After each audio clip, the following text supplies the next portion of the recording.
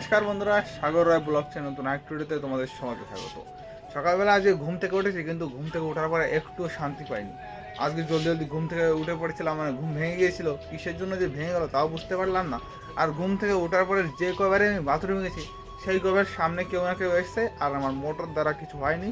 ও আমাকে ডাক দিয়েছে, যাতে আমার বাথরুম একদমই ক্লিয়ার হয়নি। তারপরে কি হয়েছে, আমি ফোন করেছিলাম একটু ব্যাঙ্গালোরে। আর ব্যাঙ্গালোরে ফোন করছিলাম কারণ কি, আমার শাশুড়ি মা আর আমার শালা গেছে ডাক্তারের কাছে ব্যাঙ্গালোরে। কারণ আমার শালার একটু একটু সমস্যা আছে মাথায় একটা শিরার জন্য। তো সেই কারণে আমি ফোন করেছিলাম সাইবাবা হসপিটালে। কিন্তু সেখানে একটা এত আওয়াজ আমালো ফোন তোলে, তার সঙ্গে কথা বলতে গিয়ে আরও মেজাজ খারাপ হয়ে গেছে। আর এখন দেখলাম মেজাজ খারাপ করে কোনো লাভ নেই, সে কারণে এখন যাবো আমি চিনি আনতে। দোকানে চিনিও নেই, আর যাবো একটু খরচা পয়সা আনতে। আর দুধওয়ালা এখন আসেনি। আর গরুর দুধওয়ালা কী করেছে, আর দুধ দেবে না। ল্যাক্টোমিটার কালকে নিয়ে গেছিলো, তাতে ওনার হয়তো আর কর্তা পড়বে না, সে কারণে দুধ দেওয়া হয়তো বন্ধ করে দেবে। ল্যাক্টোমিটার আমাদের ফেরত দিয়ে গেছে। আর এখানে কড়াইতে এখনও সেই জ্বালানো দুধ রয়েছে কালকেকার, ওটা নামিয়ে আর ফ্রিজে যে 1 কেজি দুধ আছে সেটা ফাড়বো। আর প্যাকেটের দুধ কখন আসে সেটা এখনও জানা যাচ্ছে না, কখন আসবে তোমাদের অবশ্যই দেখাবো। তা যাই, চলো চিনিটা নিয়ে আসি, তারপরে অন্য কথা হচ্ছে। আর বন্ধুরা, হঠাৎ করে শরীরটা এতটাই খারাপ লাগছে, সেখানে আজকে আর কোনো কাজ করবো না। একটু শুকনো মিষ্টি বানাবো, আর বিকালবেলার দিকে যাবো একটু বসতি, অনেক জিনিসপত্র আনতে হবে। আর হয়তো ওখান থেকে পিসির বাড়িতেও যেতে পারি, এখনও বলা যাচ্ছে না পিসির বাড়ি যাবো কি যাবো না। তবে বসতি গেলে বিকালবেলায় যাবো। আর একটু শুকনো মিষ্টি মানে বড় পাড়ার বরফিটা আজকে বানাবো, তাছাড়া আজকে আর কোনো কিছু বানাবো না। লাড্ডু তো কালকে রাত্রিবেলা বানিয়ে রেখেছি। আর এই দেখো, এটা হচ্ছে কালাকাঁদ। এখন এটা একটু কেটে ট্রেতে সাজিয়ে রেখে দেবো। আর আমি কালাকাঁদটা কাটতে বসবো, তখনই দুটো দুধওয়ালা চলে এসলো, গরুর দুধওয়ালা। তবে গরুর দুধওয়ালা কী বলছে, আজকে 20 ল্যাক্টোমিটার করে দুধ আনবে সামনের দিন থেকে। তাই আমাকে বলছে, আর বলছে যে কত করে দাম দেবা কিনা। আমি বললাম যে 32 টাকা করে দেবো, 20 ল্যাক্টোমিটার দুধ আমি নেবো। তা উনি দেবেন আর দুধ। আর এখানে প্যাকেটের দুধওয়ালা দেখো যে দুধ দিয়ে গেছে। আর কালাকাঁদটা আমি এখন এই যে কাটতে পারিনি।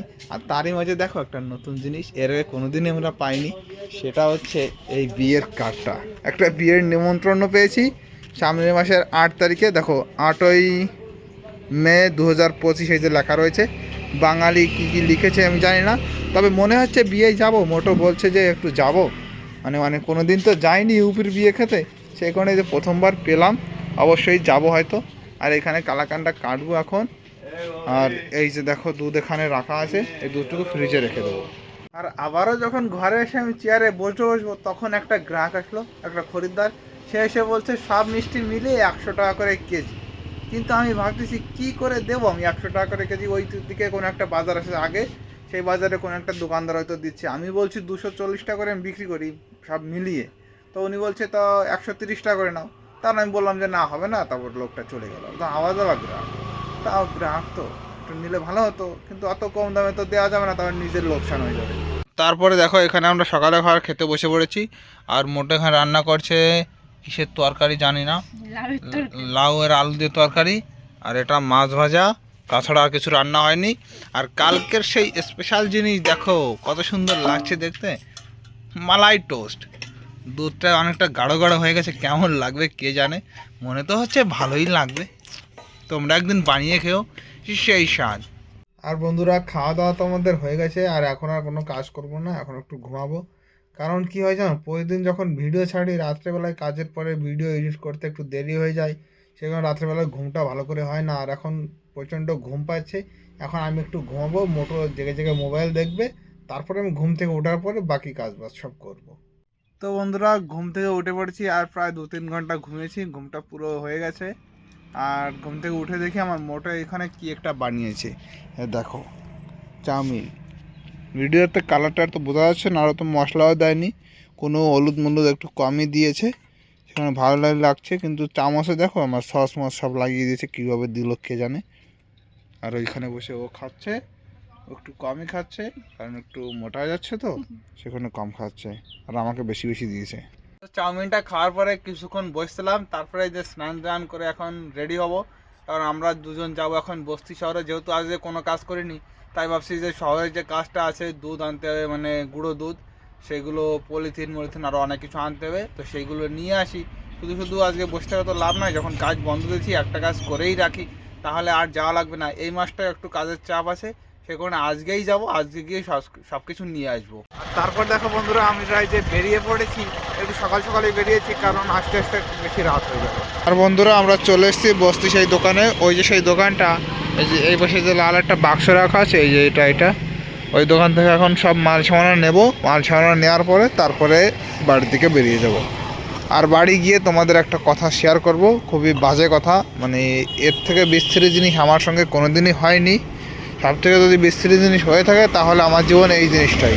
আর কোন জিনিসটা সেটা আমি তোমাদের বাড়ি গিয়েই বলবো।